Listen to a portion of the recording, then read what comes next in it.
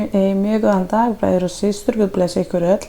Hversu ánægilegt að vera hér á þessum degi og loforðið frá Guði að uppfyllast. Það sem að hann segir í gegnum muninn sinn, hann gerir.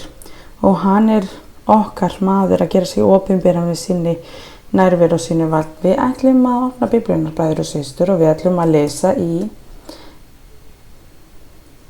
Jesaja.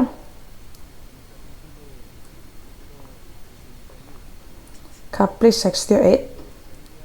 Jesaja, kapli 61.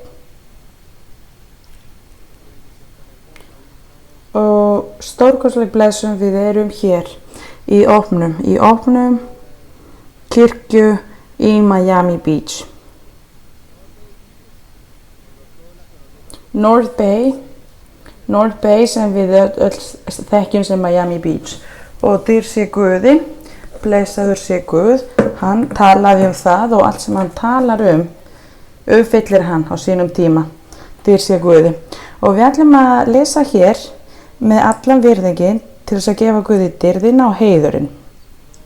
Andi drottins yfir mér, af því að drottin hefur smurt mig. Hann hefur sendt mig til að flytja nauðstöddum gleðilegan boðskap og til að græða þá sem hafa sundurmar í hjarta, til að boða herteknu frelsi og fjötruðum lausn. Til að boða náðarár drottins og hefndara Guðs vors, til að hugga alla heldra.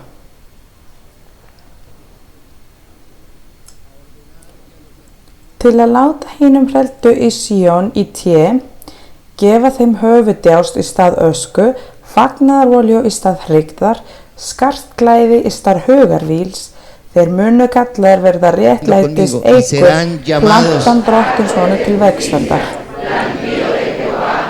Hver ekki á Guði dyrðina? Og hér plantan drottins, hér eru réttlætis eikur. Og hvað mun koma fyrir það?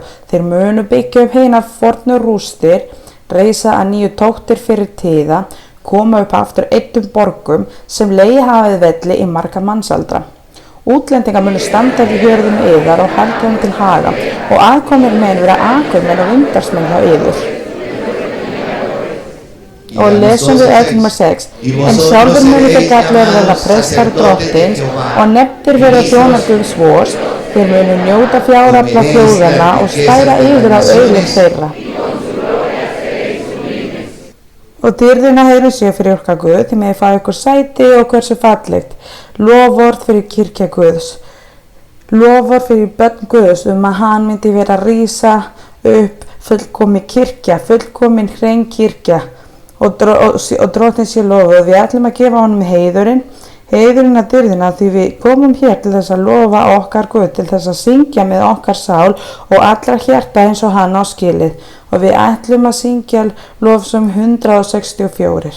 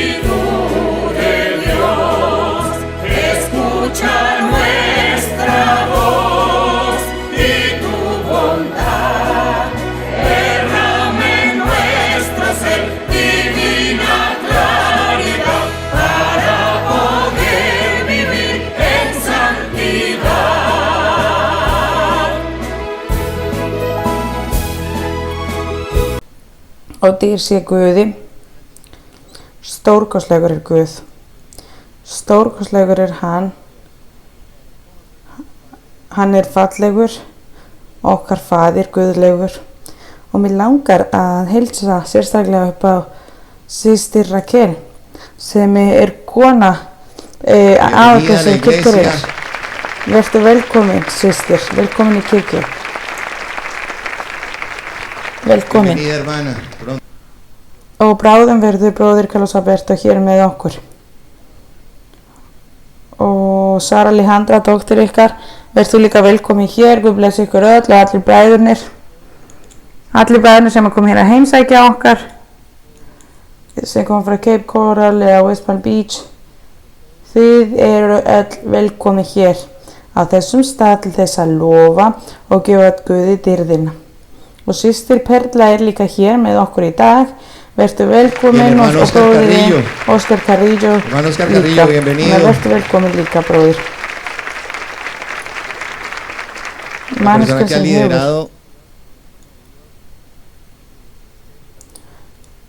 sem hefur verið að leiðbeina hér stjórnuna bakvið þessum stað. Og systir María Luisa, hún sér bæði að stjórna kirkjan andlega og líka fjárhagslega, og við sjáum hvernig Guð hefur gefið okkur stuðning. Og það ekki auðvelt hér á þessum stað að finna svona bygging, en hér höfum við fundið bygging sem heldur í kringum 700 manns, þannig að dyr sé Guði. Og þegar við komum hér til þess að gefa Guði dyrðina, þá ætlum við líka að syngja lofsong 191. Lofsong 191 sem bera titli Lofiði hann. Og við komum hér til þess að lofa Guði og gefa honum dyrðina, og við ætlum að gefa honum allir heiðurinn og dyrðina sem hann skilið. Lofsong 191.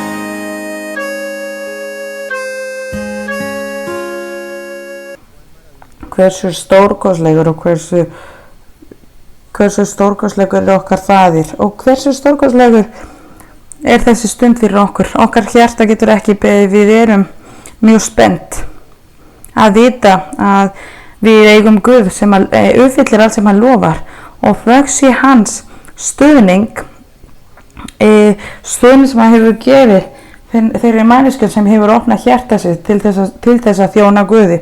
Og við erum að tala hver? Við erum að tala systir okkar María Luisa. Vertu velkomin hér, systir. Dyr sé Guði. Bienvenida. Vertu velkomin.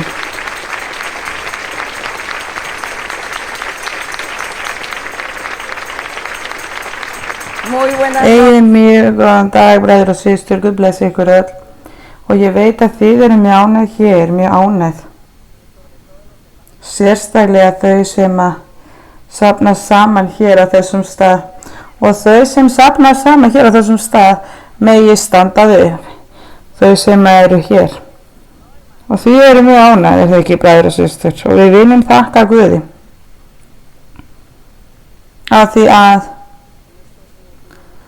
þetta er tækifæri og við viljum þakka Guði fyrir að hafa leyft hans orð til þess að uppfyllast og loforðin hans staðirnir sem að munu opnast fyrir hann og að hann gefur okkur staðina, fullkomna staði sem að við þurfum og við þökkum Guði fyrir það því við fáum ykkur sæti. Við viljum líka heilsa upp á með miklum kærleika til þeirra sem að eru að fara að horfa á einhverja myndbandi, þau sem koma frá mismunandi stöðum. Mér langar að heilsa upp á ykkur. Guð blessi ykkur og okkar Guð sé að uppfylla á hverjum einasta degi á ykkar lífi allt sem hann hefur lofað ykkur. Og bræður og systur, þannig á þessum degi ætlum við að íhuga í Sálmar 42. Og eftir það munum við hefja spurningana sem eru á þessu kvöldi. Við höldum áfram að læra og rannsaka sálmarnir og í sálmarnir finnum við hvernig við getum lofað drottin og hvernig við getum lofað honum og gefa honum dyrðina af því að Jesú Kristur, hann þjáðist allt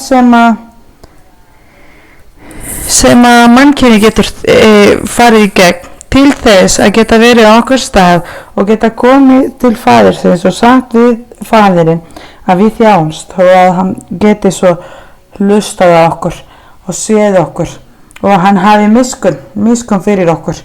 Og hér líka sjáum við hvernig hann bauð til faðirsins og hér getum við lært til þess að segja það sama við Guð, við okkar hjarta. Og í kapli 42 vers 1 stendur eins og hundin sem þráir vatnslindir þráir sálminn þig, ó Guð. Og þetta er það sem að þarf að vera sönn í okkar lífi. Við þurfum að segja það sama, við þurfum að sýna Guði að sál okkar þráir Guð. Stendur sál mín að þyrstir eftir Guði, hinum lifanda Guði. Hvenær mun ég fá að koma og birtast fyrir augliti Guðs? Lesið númer 4. Tár mín urðu fæða mín dag og nótt, að því menn segja við mig allan daginn, hvar er Guð þinn? Það vil ég hugsa og úthella sál minni, sem í mér er, hversu ég gekk fram í mannþrönginni, leiddi þá til Guðs hús með fagnaðarópi og lofsöng með hátíðaglaumi. Þannig að Ísraels liði átti valdamikill Guð og Guð Ísraels menns var valdamikill og gerði mjög mikið af kraftaverkum og stórkostlega hluti og blessaði þeim og þau vildu líka, eða flestir þeirra vildu líka læra lögin sem að Guð gaf Ísraelsmenninu að því þau vildu fá að vita hvað væri á bakvið, af hverju Guð hafi valið þau. Þannig að útlendingarnir voru alltaf að fylgjast með Ísraelsmennir, vitandi að þó að þau varu með sína eigin Guði og hefðir, vissu þau að Guð Ísraelsmenn var sá valdamest. Og í ákveðin stund þegar Guð refsaði Ísraelsmenn, hlógu þau af þeim og sögðu við það, ef að þið eigi svo valdamikill Guð, af hverju eru þið að flýja? Af hverju eru þið að þjást? Og þau sögðu alltaf við Ísraelsliðið, Hvar ykkar Guð sem þið segið vera svo valdamikill? Og Jesú Kristur, þegar hann var í jörðina að predikera, hann var líka eldaður og hann var gagnrýndur. Og Guð, Jesús, hann var gyðingur og hann predikari fagnaðarerindi og hans lið gagnrýndi honum þegar Jesú Kristur var að þjást, þegar var að elda sig og þegar hann var að leiðin í krossið og þegar hann fór í gegnum alla lýgir, hann var gagnrýndur og honum var spurt hvar þín Guð og honum var sagt, segist þú ekki vera sonur Guðs? Af hverju getur ekki bjargað sjálfum þér? Af hverju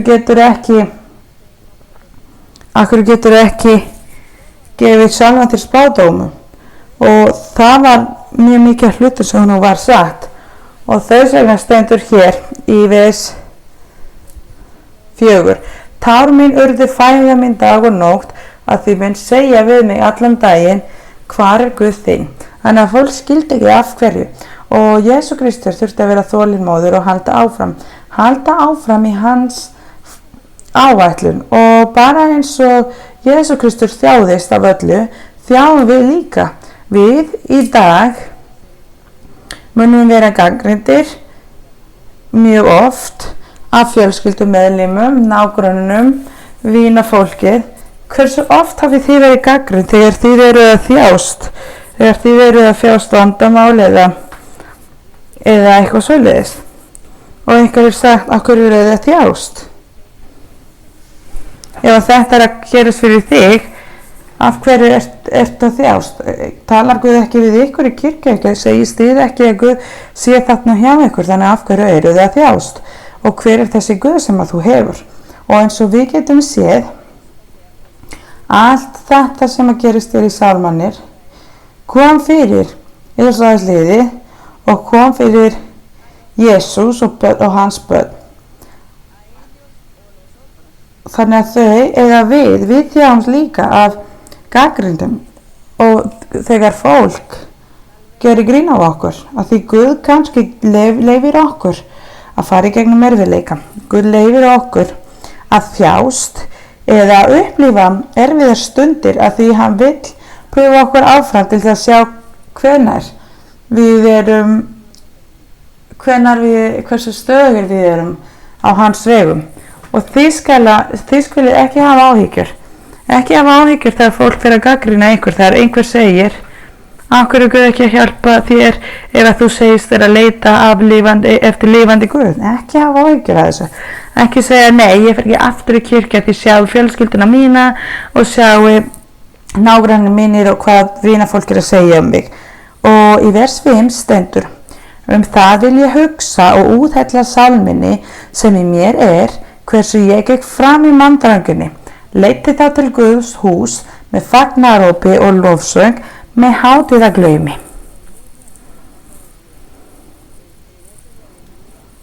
Hví ertu beið sálmin og ólgar í mér? Þannig að Jesú Kristur fór í gegnum þessari upplifun þegar hann labbaði gegnum Jerúsalem og fólk eldaði honum og hann fór að predikera og hann gerði sig opinbera og gerði mjög mikið af kraftaverkum og aðstendur hann gerði svo mikið af kraftaverkum og fólk þakkaði honum ekki, heldur fóruð að eldast við hann og það var þess vegna sem var ákveðin stund þar sem að Guð spurði, hvað ástæðan fyrir því að þið eru að elda mér?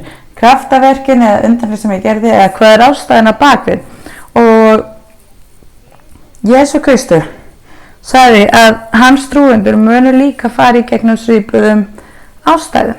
Að þau myndu fara í gegnum svipuðum ástæðum og sagði líka að gjöfirnar og vald Guðs og verkinu sem hann gerði.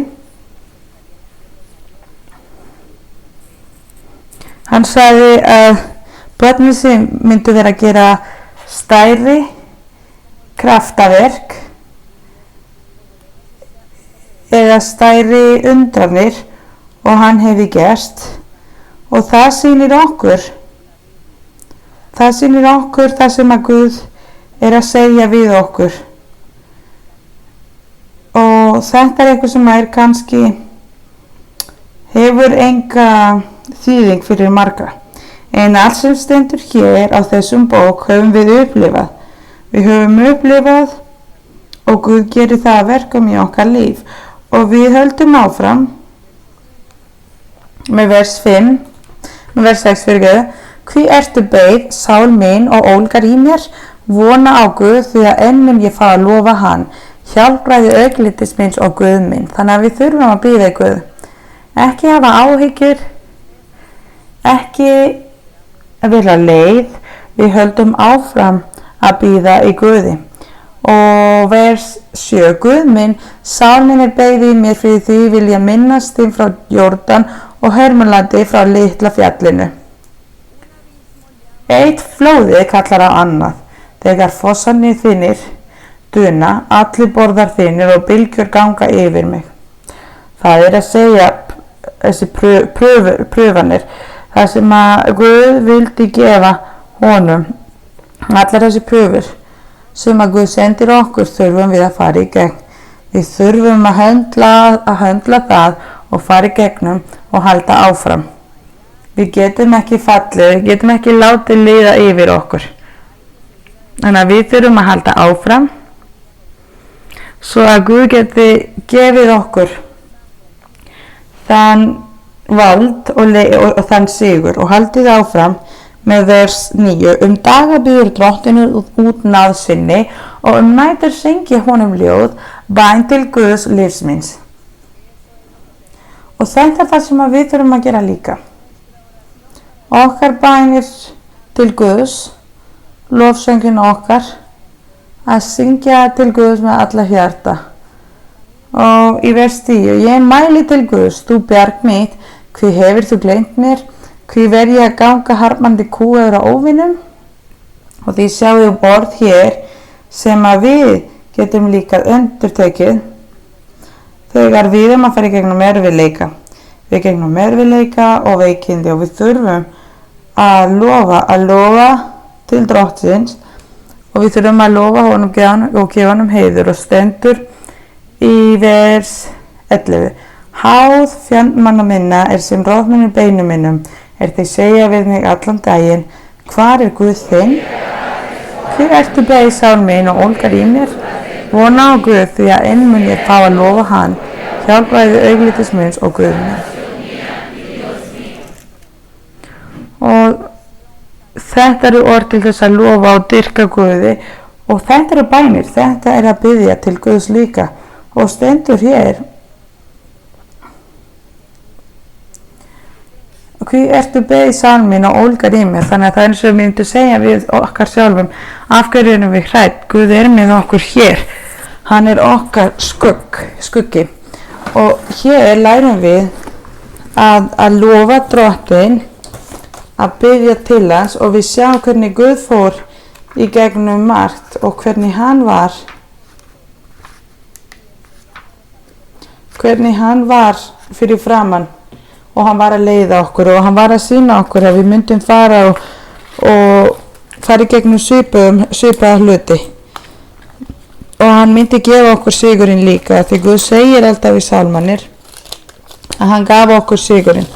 Hann gaf okkur sigurinn og eins og hann leyfið okkur að sigra, hann mun leyfa okkur sigra þegar við erum heiðarleg við Guð, þegar við erum heiðarleg við hann. Og hér höldum við áfram að lesa sálmannir. Haldið þið áfram að lesa sálmannir og munið eftir þessum orðum. Haldið þið áfram að biðja til Guðs og munið þið að sálmannir eru loforðin sem að Jesú Kristur gerði eða syndi Guð, og gerði það í gegnum Davíð og í gegnum annað fólk. Og þau sem sagt hugsuðu alltaf Guð þegar þau sungu þetta, og við skiljum hvað er verið að tala og við erum hér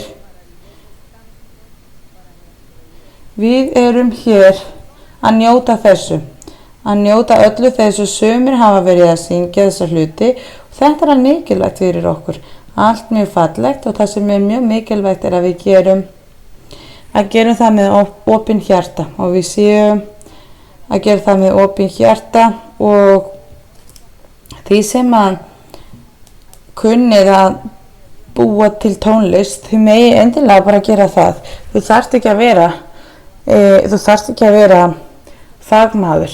Það eru margir sem syngja með öllu hjarta og það dugar meira nóg. Það eru mjög margir sem senda mér lofsöng og kór sem að þau skrifa og þau senda mér það. En það er mjög erfitt að fá bara textan. Það sem er erfiðast er að búa til lögin á bakvið, þannig að þú veist, ekki hafa áhyggjur. Það er mjög erfitt stundum ef að þú skrifar eitthvað, skaldu bara syngja það til Guðs, syngdu það til Guðs og þá myndu sjá hvernig þú munt lífa með Guði, að njóta frá öllum þessum loforðum og hans nærvera í þínu lífi. Þannig að við ætlum núna að byrja hér með spurningana á þessum degi. Góðan daginn, systir María Luisa, góðan daginn bræður. Systir María Luisa, okkur hefur verið kennt að með fyrirmynd lærum við og þú ert okkar besta fyrirmynd. Takk systir. Takk systir. Takk systir María Luisa fyrir að hafa kennt okkur að elska og kynnast Guði. Ég er með 2 spurningar, mjög stuttar, ein í Biblíuna og ein persónuleg, ef að þú leyfir mér. Í Jóhannes 4, kapli 10.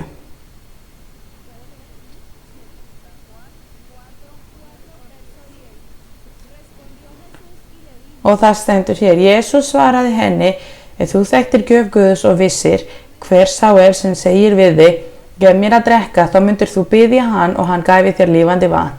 Spurningin sem ég hef, systir María Luisa, er því sem varðar gjöfinnar frá Guði. Getum við njóta frá þessum gjöfum þegar Guð byrjar að lífa í okkar hjarta og við byrjum þessari breyting í lífi okkar, eða á hann við sérstaklega við Jesú Kristur og fagnaðarerindi? Hér er verið að tala um gjöfinnar. Gjöfina sem að Guð var að gefa þeim, og gjöfina eða þessar gjafir var Jesú Kristur. Og þegar Jesús segi við hana: ef þú þekktir gjöf Guðs og vissir sem sagt að Guð hafi sendt sonur sinn til þess að bjarga mannkynið, hver er sá sem að segir við þig sem að biður að drekka? Og hér var verið að tala um Jesús og hans fagnaðarerindi, af því að þessum stundi vissi hún ekki um Guð, hún hafði ekki kynnst Guði og hún var þar að tala við Guð og Guð byrjar þá að segja við hana og að hafa miskunn fyrir sig og byrjaði að tala við hana, og þannig hann var að tala um sjálfan sig, hann og hans fagnaðarerindi.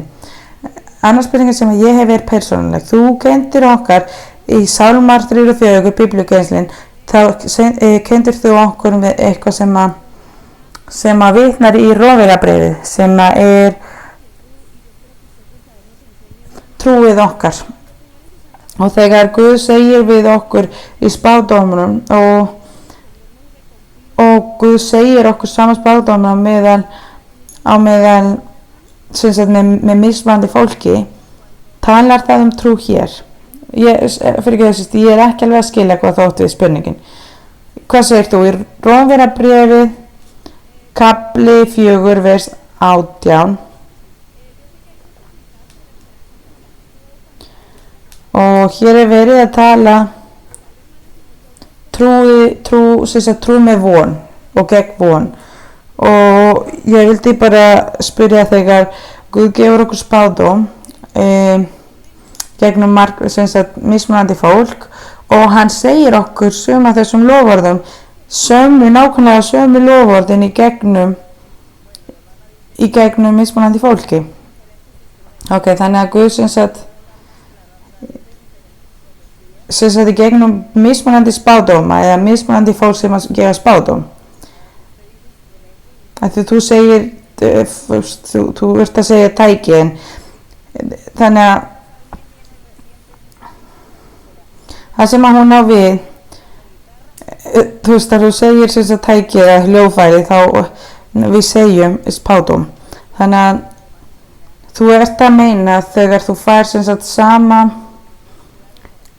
nákvæmlega sömu loforðin í gegnum spádómi sem að þér er gefið frá mismunandi fólki. Og þegar postulinn talar hér og segir trú með von, er verið að tala Abraham og fyrirmynda Abrahams. Og það er í vers, hvað segir þú aftur? 18. Og þar stendur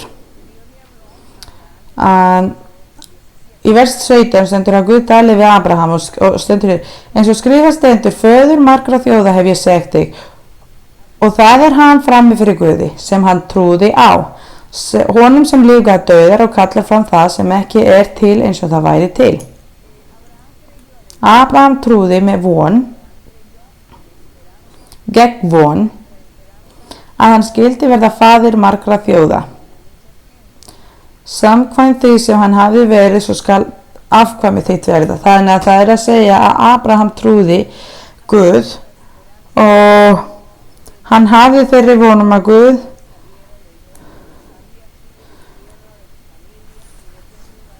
Guð sagði við hann, farðu í þessu landi og ég mun sýna þér hvar, og þar byrjar trú Abrahams.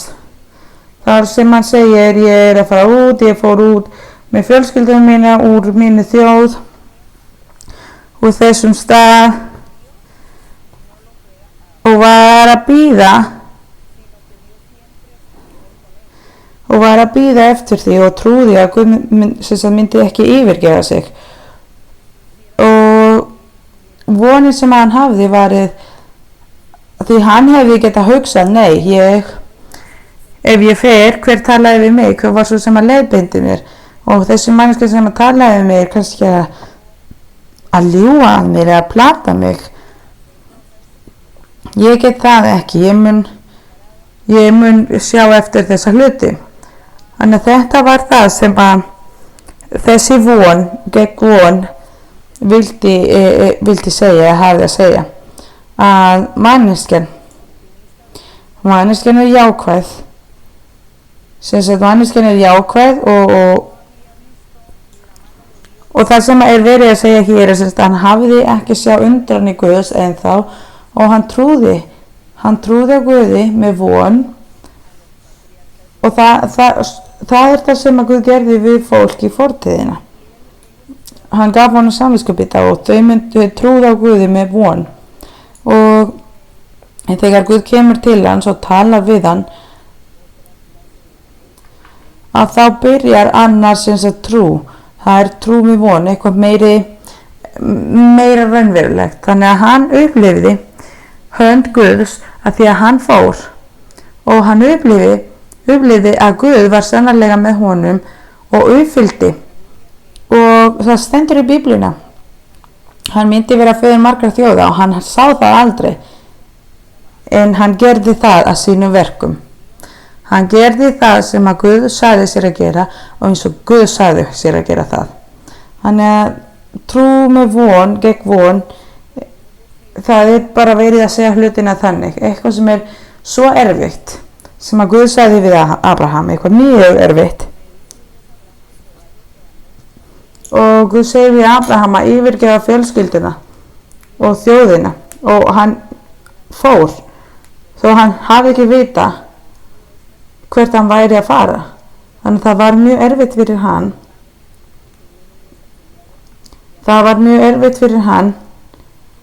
Og Guð gaf honum gjöfina að kalla hann faðir margra þjóða.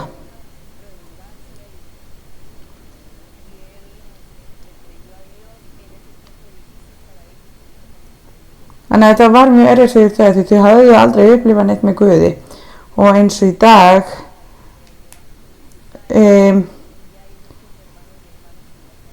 það eru margir sem hafa verið hér lengi í kirkjuna og þau þekkja Guði og vita hvernig Guð gerir sig opinbera og vita að Guð talar í gegnum spádóm og blessanir. En fyrir manneskja sem hefur aldrei komið, hefur aldrei upplifað neitt með Guði og kemur hér og hlustar og Guð talar við hann og segir margar hluti við hann, kannski hluti sem eru leyndar í hans lífi, og kemur og hlustar á Guð, að þá kemur manneskjan og byrjar að trúa þessar hluti og segir, ég hafi aldrei hlustað á Guð, ég vissi ekki að hann gæti gert sig opinbera svona. Og það er það sem kom fyrir okkur líka, við vissum ekki, þekktum Guð ekki mikið, en nú vitum við hvernig hann er. Þegar hann talar við okkur, höfum við þekkingin sem að manneskjan yfirleitt hefur ekki fyrst, og við upplifum allt eins og Abraham gerði. Við höldum áfram. Mjög góðan dag, systir. Kirkjan hér í Miami Beach tekur á móti þér með miklum kærleika. Ég er með 2 spurningar úr Biblíuna, ef þú leyfir mér. Fyrsta er í Markusarbréfi, kapli 11, vers 23 og 24. Má ég fá að lesa?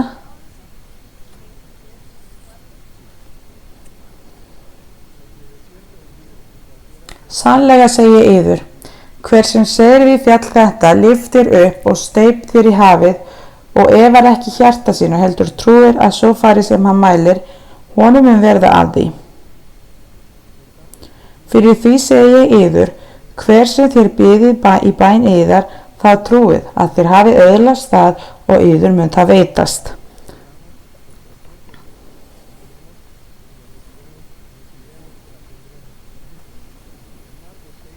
Og til dæmis í Markusarbréfi kapli 6, vers 56 stendur, og hvar sem hann kom í þorp, borgir eða á bæi, lögðu með sjúka á torgin og báðu hann að þeir fengjur rétt að snerta falt klæði hans, og allir þeir sem snertu hann urðu heilir.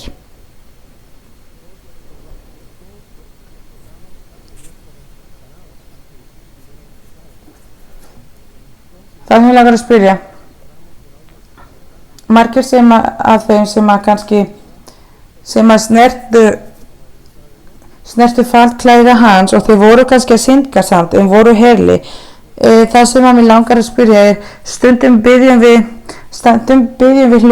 hluti og við sjáum það ekki gerast, þannig að og það er verið að tala hér í Markusarbréfi að Guð gefur okkur það sem við biðjum með miklum trú. Þannig að stundum biðjum hluti sem gera sig ekki opinbera og uppfyllast ekki. Þannig að mér langar að spyrja af hverju það er. Í fortíðina var Guð ekki að spá mikið í hvernig fólk væri, hvað fólk væri að gera. Þannig að það sem að Guð vildi var að gera kraftaverkir og undranir svo að fólk myndi trúa á sig. Svo að Guð myndi vera lofaður og að fólk myndi trúa að hann var sendur af Guði til þess að bjarga okkur. Og það var það sem gerðist, og á þessum tíma hafði Guð mikilli miskunn og hann var að fara í gegnum margt. Í dag, í fagnaðarerindi, þegar við komum hér í kirkjuna, kemur Guð fram við okkur eins og börn og hann hefur miskunn, hann fyrirgefur okkur, en hann vil að við bætum okkur daglega, að við tökum framfarir á hverjum einasta degi, að við breytum, að við lærum fagnaðarerindi og boðorðin og að við setjum það að verkum. Og það er það sem að Guð vill frá okkur, og við erum ekki að vera á sama stað alltaf, heldur þurfum við að sýna að við höfum breyst. Og Guð talar öðruvísi við þau sem eru ný og þau sem eru ekki ekki ný. Þannig að þú veist, þau sem vita meira fá meiri refsing frá Guði.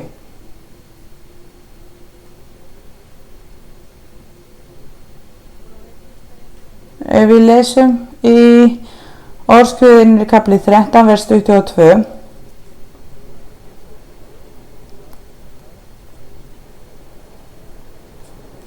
stendur góður maður lætur eftir sig arf handa barnabörnunum en eigur syndarans eru geða hinum réttláta.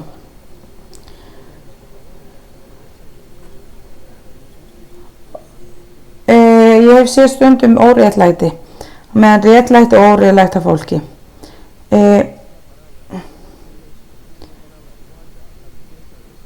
Og Guð hefur sett við okkur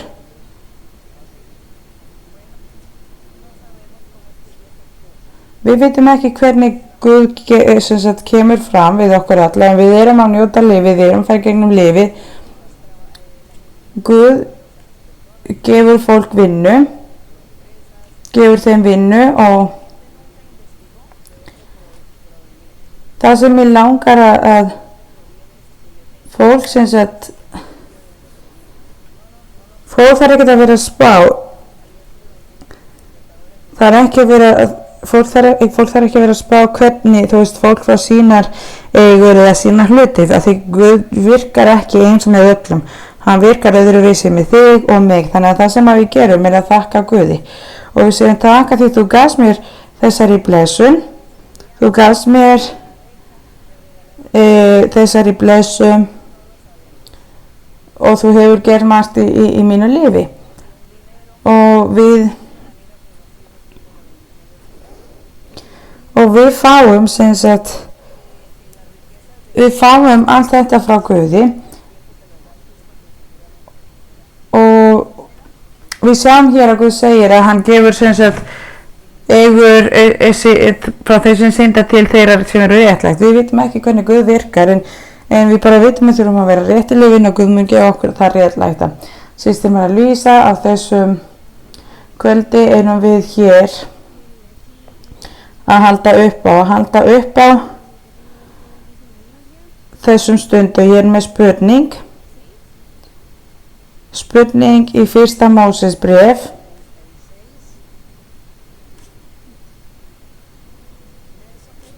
vers, hvað systir? Vers 30.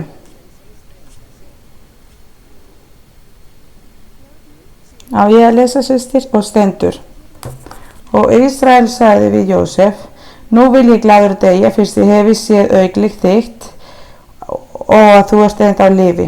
Og Jósef sagði við bræður sína og við frændi föður síns, nú vil ég fara og láta fara og vita og segja við hann, bræður mínir og frændlið föður míns sem var í Kanaanlandi er til mín komið. Spurningin sem að ég hef er að þau voru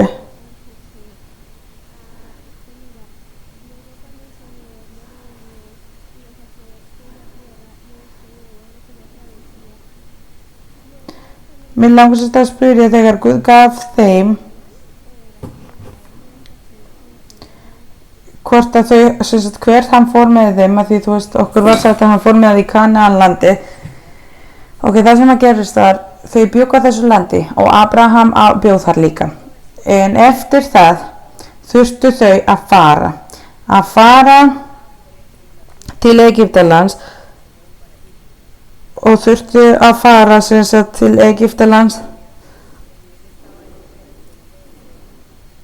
og hann var seldur þar og hann sá fjölskylduna sína þar og þau bjuggu í Egyptalandi 430 ár og þegar þeir fóru úr Egyptalandi þá var töluvert mikið af fólki þar og Guð gaf þeim loforðið aftur að í gegnum Móses þurftu þau að fara í Kanaanlandi sem var loforðið sem að Guð hafi gert og þar finnum við sagan að þau bjuggu á eyðimörkinni í mjög langan tíma og hann var sá sem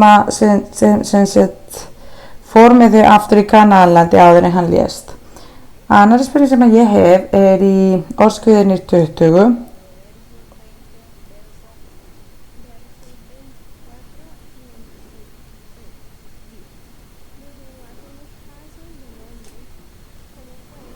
Orðskjöðinir kapli 20.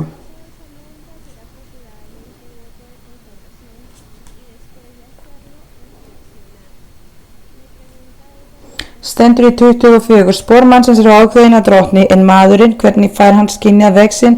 Það manninum snarra að hrópa í fljótfarni helgað og hyggja fyrst að þegar heitin eru gjör. Vitur konungur skilur hina óguðlegu og lætur síðan hjóli yfir þá ganga. Í vers 24 stendur hér, spor mannsins eru ákveðin að drottni. Það á við að Guð er sá sem að ákveður okkar líf frá því að við erum fætt þangað til að við deyjum. Þannig að Guð hefur haft yfirsýn okkar líf og það er spurning, hvernig mun maðurinn skilja sem sagt okkar vegir? Það er Guð sem að kennir okkur,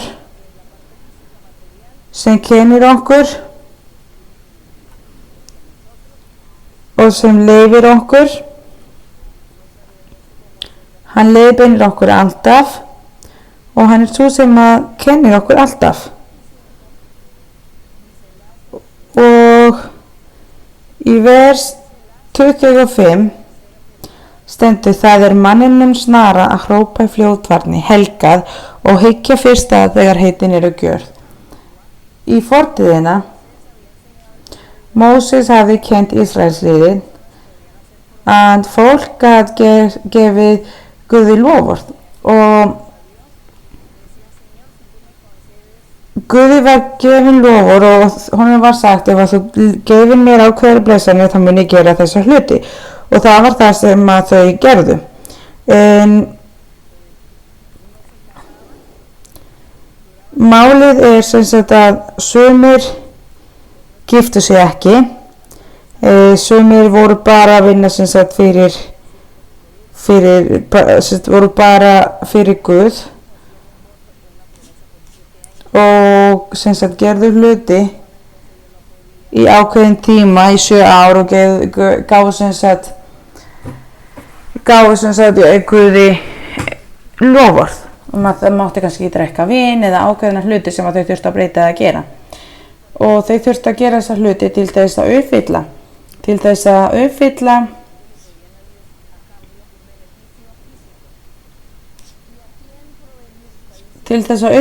þessa hluti. Og hér í orðskjöðunir er verið að segja að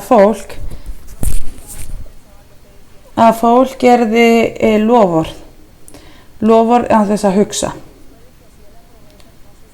og þau segja að áður en að þau gerðu sem sagt loforðin, gerðu þau hlutina, byrjaði að gefa Guði loforð og gátu ekki staðið við,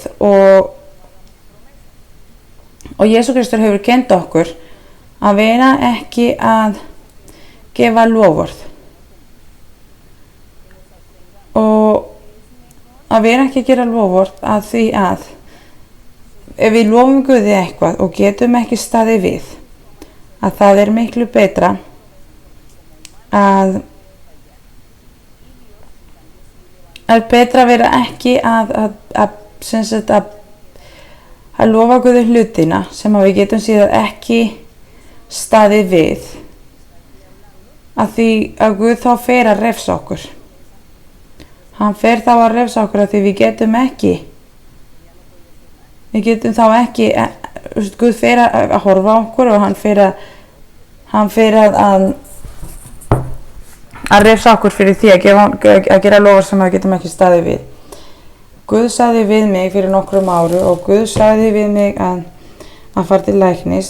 Mér var sagt að ég væri með krabbamein, og Guð sagði við mig ekki að hafa áhyggjur, þú munt fara til læknis og ég mun vera að hjálpa þér. Og læknirnir sögðu að þetta var komið svo langt að ég var að fara að deyja í raun og veru. Og Guð sagði við mig í spádómum að hann myndi bjarga mér, að hafa ekki áhyggjur. Og það var þannig að ég fór í gegnum hjartaaðgerð þar sem að Guð sagði við mig að ég þurfti að hafa mikla trú. Og það var sem sagt mín ánægja að ég náði að bjarga mér, að Guð náði að bjarga mér og ég fór í gegnum sem sagt aðgerð í hjartað og það gekk vel og Guð bjargaði mér líka úr krabbameini. Og spurningin sem ég hef, allir segja við mig að ég hef mikla trú, en ég held að það sé meira en bara trú. Ég held að ég segi við fólk að ég með Guð í hjarta mínu og ég hef lært í gegnum tíðina að þjást ekki gegnum þessa pröfur. Ég sé alltaf að Guð hjálpar mér og ég trúlega sagt að Guð til og að ég hef stundum verið, leiður í gegnum pröfur en mér langar að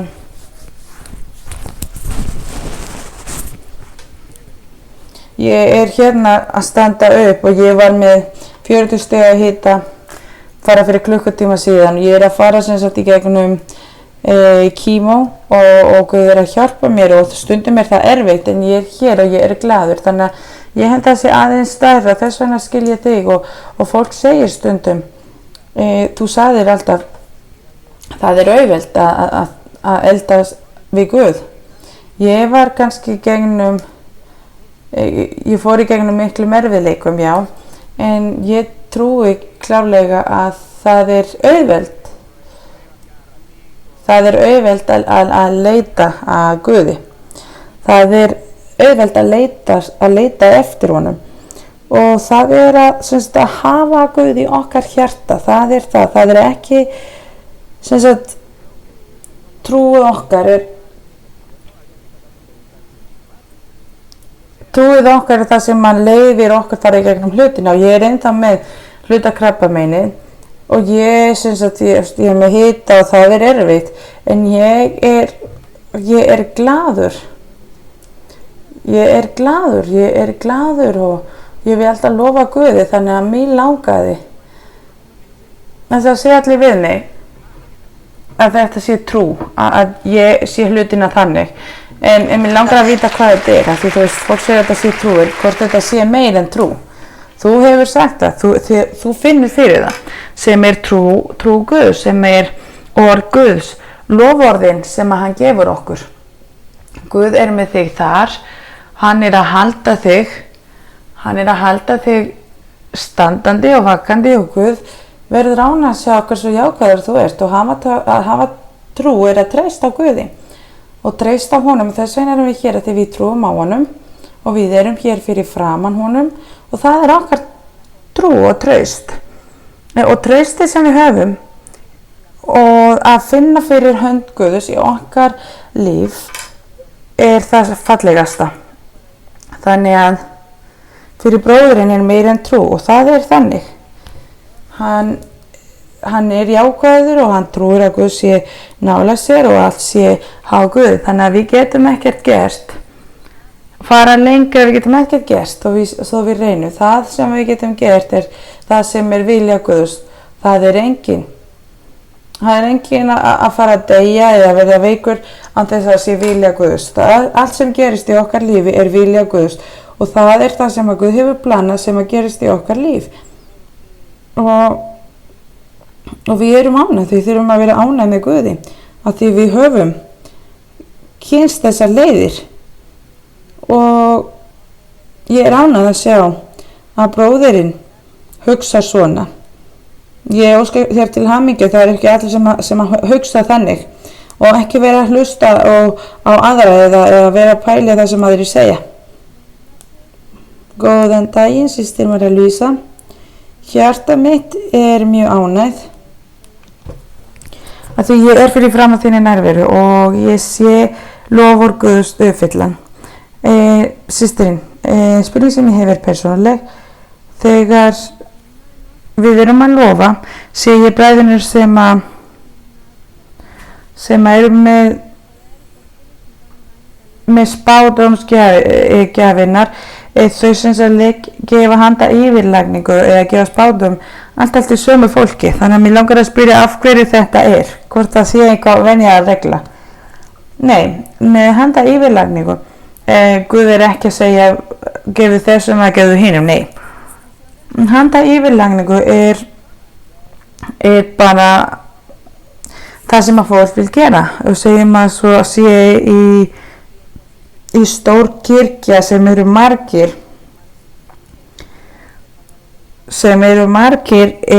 og koma alltaf sömu fólki, að þá kannski byrja fólk að þekkja, ok, þessi hefur komið, ég búin að gefa honum handa yfirlagningu, þannig ég ætla að gefa einhverjum öðrum handa yfirlagningu. Það hjá hverjum og einum. Og stundum eru kirkjunar svo stórar að það ekki hægt að gefa öllum handa yfirlagningu. Það bara ómögulegt. Þannig að það væri ómögulegt að gefa öllum handa yfirlagningu ef að kirkjan rosa stór. Og ef fólk fer öll kvöldin og þú veist hverjum mæta og þannig, þú fer að þekkja fólkið, að það í raun og veru hver og einn sem ákveður hverjum hann gefur handa yfirlagningu eða hverjum hann heldur þurfi að fá handa yfirlagningu. Þannig að það hjá hverjum og einu. Það sem að segja að ég veit að þessi veikur eða þessi að fara í gegnum vandamálum, þessi bundin eða með illir andar, þannig ég skal gefa honum handa yfirlagningu. Þannig að þetta hjá hverjum og einu, sem þetta ákvarðanir. Og Guð segir, og Guð sem sagt gefur okkur handa yfirlagningu, gjöfina með handa yfirlagningu, og við í raun og veru getum ákveðið þannig, að því það stundum of mikil vinna og stundum hlutir ómögulega. Þannig að við tökum stundum bara tökum nokkra mannskir á einum degi og nokkrar á öðrum og sama með spádómum. Við getum ekki gefið öllum spádómum, sérstaklega í stóru kirkjuna, því við myndum aldrei klára. Þannig að það bara upp hjá hverjum og einum. Þau sem að trúa þurfa á því, þá gefa þau spádóm. Eða stundum fólk beðið að gefa ákveðnu fólki spádóm, þannig að það hjá hverjum og einum. Og að því það ég hef heyrt að stundum sumum gefið handa yfirlagningu og sumum gefið spádóm og sumum ekki, og sumir fólk kannski reiðið að móðgað, og ég vil bara segja að það hefur ekkert persónulega að gera, það bara svona. Og varðandi handa yfirlagningu og spádómin, ég hef lært að manneskja sem gefur handa yfirlagningu þarf að halda utan höfuðið á manneskjan sem þau gefa spádóm, og ég hef séð í sumum kirkjum að þeim ekki að hendunar ekki sett á höfuðið. Segjum að einhver bróðir sé að gefa handa yfirlagningu og snert ekki höfuðið. Ef hann ætlar alltaf að snerta ekki höfuðið og hafa bara hendunar í loftið, að hann á eftir að vera veikur, eða þú veist, hann á eftir að vera með halsbörðu á höndunum, því þú veist, það manneskinn að halda höndunum upp í lofti eins og æfingar.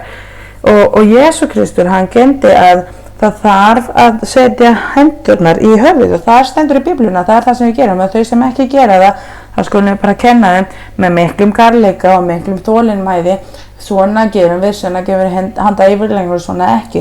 Að það sumir sem að læra ekki, eða það sumir líka sem að halda og þrista höfuðið, og fólki stundum reynir að fara niður með hausa, því það setur í ógeðslega mikið þristing að því. Þannig að við þurfum að vera vitur, við þurfum að kunna gera hlutina rétt, og handa yfirlagningu til þess að frelsa, til þess að lækna, eða til þess að biðja ákveðna hluti, eða manneskjan þarf að vinna, eða það eitthvað ákveðið, ef að manneskjan líður eins og hún sé bundin eða er þunglynd eða einhverju svoleiðist, þá fær það manneskja handa yfirlagningu. Handa yfirlagningu til þess að frelsa og til þess að taka bindingar í burtu og illir andar. Það fyrir margt. Það ekki bara fyrir spádómi, heldur fyrir margt annað líka. Svo að manneskjan getur verið frelsað og svo Guð getur gefið þeim gleði og hamingja.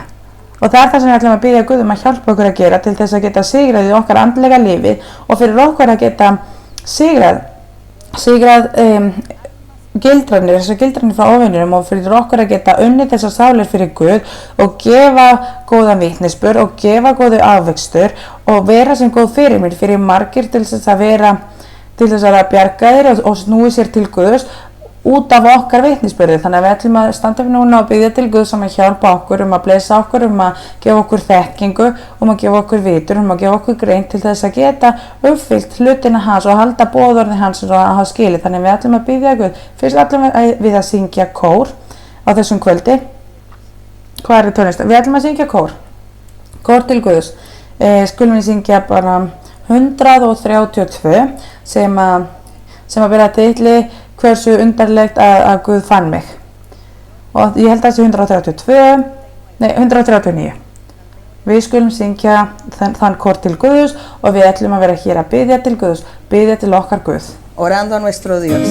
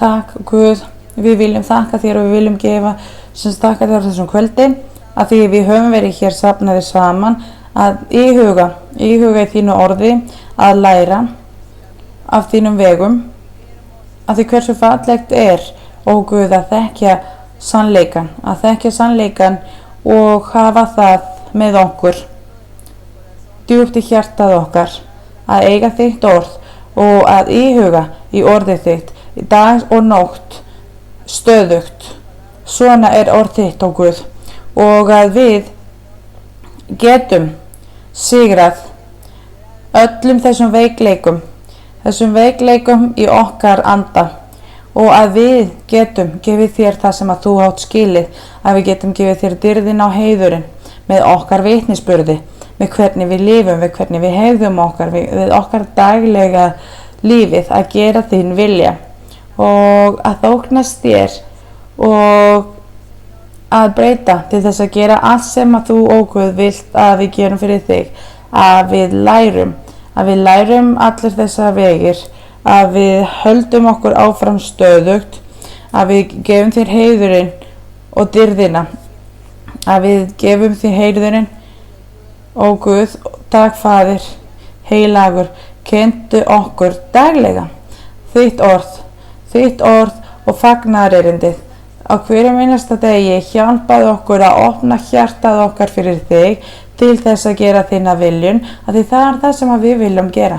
Við viljum þóknast þér, ó Guð, við viljum blessa þig, lofa þínu nafni, gefa þér dyrðina, ó Guð, lofa þér að því þú átt skilið heiðurinn, lofun og dyrðina. Blessaður sé þínu nafni að eilífu, blessaður sé nafni þínu í gegnum tíðirnar. Við viljum þakka þér, ó Guð, fyrir allt í nafni Jesú Kristus, þín elskaður sonur. Þú átt skilin alla heiðurinn og dyrðina og núna verð þú miskunnarfullur. Við viljum biðja þig að rétta út höndina og gera kraftaverk, frelsaðu og taktu bindingar í burtu. Þessar bindingar og þessar gildrur, bölvarnir, verð þú að taka veikindin frá okkur, ólæknanleg veikindi, verð þú að eyðileggja verkið óvinsins, verð þú að taka í burtu þessar bindingar og þessar keðjur sem að óvinnurinn hefur sett í gegnum okkur, og verð þú að hlusta á okkar bænir, og sjáðu þarfir okkar og það sem að við viljum, og Guð, óskar hjartað okkar, og verð þú að rétta út þína hönd, og Guð, þína hönd sem að full af kærleika, og verð þú að blessa hverjum og einum og gefðu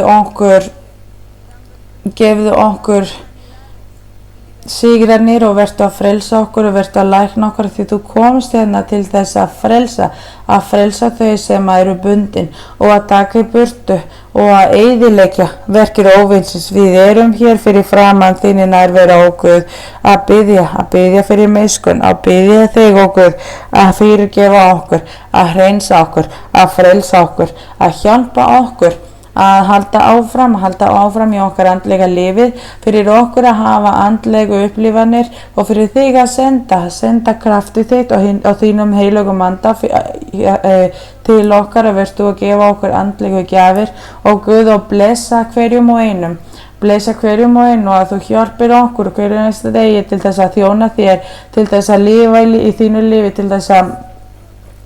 til þess að bjarga mikið af sálum og bera mikið af ávöxtum, fyrir því. Hjálpaði okkur að sigra okkar hold, hjálpa okkur að sigra öllu sem að þú þóknast ekki, ó Guð, sem að þóknast þér ekki. Við viljum þóknast þér, ó Guð, og gera þína viljum. Kraftaverkir og undranir hefur þú gert, og þú hefur gert það í okkar lífi, og þú hefur gert því opinbera stórkostlega hér, ó Guð, og ég vil þakka þér, ó Faðir. Við viljum þakka þér, ó Faðir minn. Ég vil gefa þér dyrðina, ó Guð. Við blessaður sé þínu nafni. Verð þú að senda, ó Guð, blessanir til okkar, og stórkostlega sigrar myndu gefa okkur, ó Guð. Þú ætlar að gefa okkur stórar sigrar, og þú munt hafa það í okkar líf, ó Guð, við þau sem að leita að þér, sem að elska þig, ó Guð. Takk, dyrðin á heiðurinn séu fyrir þig héðan í frá, ó Guð, Faðir minn, í nafni Jesú Kristur, sem þín elskaður son, og ég vil þakka þér, ó Guð. Halleluja, og valda mikill ertu, krafta mikill. Blessaður sé þínu nafni, blessaður sért þú að eilífu, blessaður sért þú og heilagur Faðir. Og við ætlum að fara núna heim, verð þú að leiða okkur heim, verdaðu frá óvinninum og frá gildranum, verð þú að verda okkur í nafni Jesú Kristur, amen. Og við viljum þakka þér og dýr þínu nafni. Takk, Faðir heilagur, að lofaður sé þínu nafni að eilífu. Señor, aleluya.